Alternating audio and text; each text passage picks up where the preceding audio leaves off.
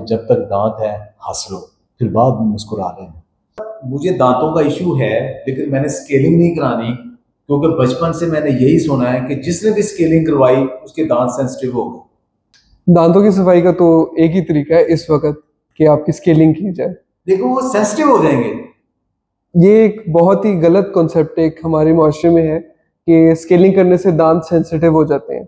Scaling की proper जो technique है और प्रॉपर क्लीन इंस्ट्रूमेंट्स यूज किए जाएं तो कभी भी सेंसिटिविटी का इशू नहीं होता। स्केलिंग करवाते क्यों है क्या? स्केलिंग का मतलब क्या है? जब आप खाना खाते हैं और वो आपके दांतों में फंसा रहता है, आप रात को ब्रश नहीं करते हैं फॉर एग्जाम्पल, और वो खाना फंसा रहा, अगले दिन तक 24 घंटे के अंदर अंदर तक वो प्लाक होता है पहले सॉफ्ट फॉर्म में, वो बड़ा इजीली रिमूव हो सकता था।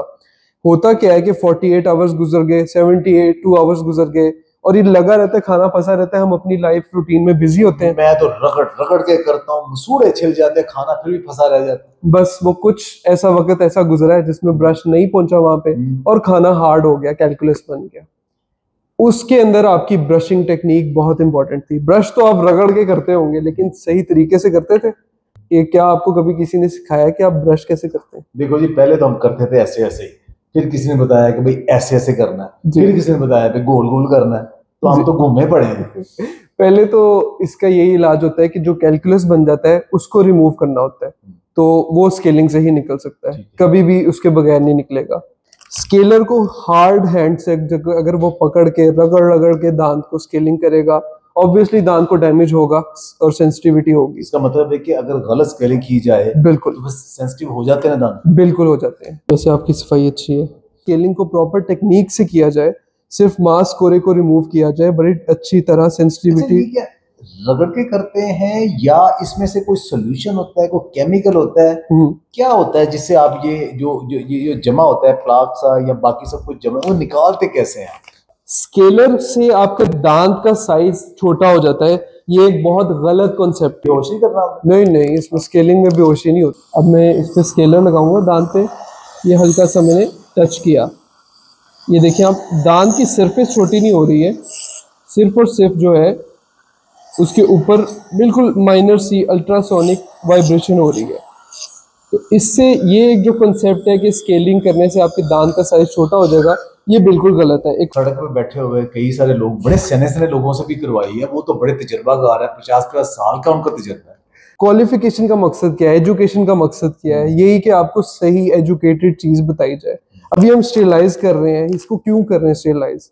ताकि इसमें कोई जरासीम है, कुछ भी मौजूद है, वो आपके मुंह तक ना पहुंचे। वाइब्रेशन, इसको मैं क्या कहता हूँ, अल्ट्रासोनिक स्केलर। अल्ट्रासोनिक आप वर्ड सुन रहे हैं ना, तो बिल्कुल वही अल्ट्रासोनिक ही होता है, उसमें वाइब्रेशन होती है।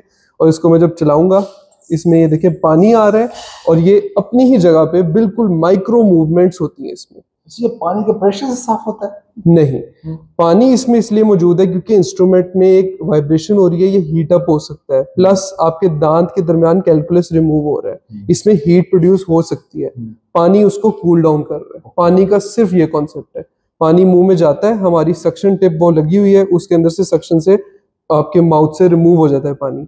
बाकी स्केलर क्या करता है, वाइब्रेशन करके, सिर्फ कैलकुलस के साथ इसको मैं टच करूंगा और इसने वाइब्रेशन से उसको ब्रेक कर देना है। इसको दांत के ऊपर रब करना, दैट्स रॉन्ग। अगर दांत के ऊपर कुछ नहीं लगा हो और आप उसको कॉन्स्टेंटली रब कर रहे हैं, दैट इज वेरी रॉन्ग। सबके पास तो नहीं है ये ऑटोक्लेव, ये हाइजीन सबके पास तो नहीं है। इसका मतलब है फिर हम अगर किसी सस्ती जगह से करवाएंगे तो उसका फिर अल्टीमेटली नुकसान भुगतना पड़ेगा। बिल्कुल नुकसान होगा उसमें, आपके यकीनन आपके सारे के सारे दांत भी नुकसान उनको पहुंच सकता है। तो कितनी फ्रीक्वेंसी से करवानी चाहिए स्केलिंग? एवरी 6 मंथ्स स्केलिंग होनी चाहिए, इफ नॉट एवरी 6 मंथ्स एक डेंटल विजिट जरूर होना चाहिए। तो उसको लाइव दिखाते हैं हम, फिर हम करते हैं उसका ट्रीटमेंट। तो सर रेगुलर करें ताकि आपको ज्यादा तकलीफ से पहले पहले बचा लें। बिल्कुल, prevention is the best cure, इसमें यही कॉन्सेप्ट है। एवरी 6 मंथ्स आप आएंगे, जैसे मेरे कई पेशेंट्स आते हैं, वो बस ये कहते हैं डॉक्टर साहब चेक करते हैं, उनको चेक करते हैं, बताते हैं, वेरीफाई करते हैं कि ये इशू आपका डेवलपिंग है, इसी स्टेज पे रुक गया, ये फिलिंग है जी, करवा लें, बच गया, वेरी गुड। नहीं तो फिर क्या होगा, रूट कैनाल। रूट कैनाल भी नहीं करवाई, क्या होगा, एक्सट्रैक्शन, निकल जाएगा दांत। तो इधर तक बात हो जाती है। देखें, जो सफाई है ना, दांतों की सफाई बुनियादी तौर पे, और आपके दांतों के अंदर फूड और उसकी वजह से आहिस्ता आहिस्ता जो कुछ जमा हुआ है उसको रेगुलरली 6 माह के बाद डॉक्टर को एक दफ़ा, डेंटिस्ट को एक दफ़ा दिखा लें, अगर ज़रूरत है करवा लें, और उससे ये कि आप ज़्यादा तकलीफ से बच जाएंगे। और दांत निकल जाए उसके बाद दोबारा, वो किसी ने कहा था कि जब तक दांत है हंस लो, फिर बाद में मुस्कुरा लेना। तो आप हंसते रहें, खुश रहें, बात रहें। बहुत बहुत शुक्रिया। Thank you so much. This was Dr. Mohammad Ali Nadeem from Nadeem Medical and Dental Clinic. Sir आपका बहुत शुक्रिया, आप आए हमारे लिए। Thank you so much. जज़ाकल्लाह।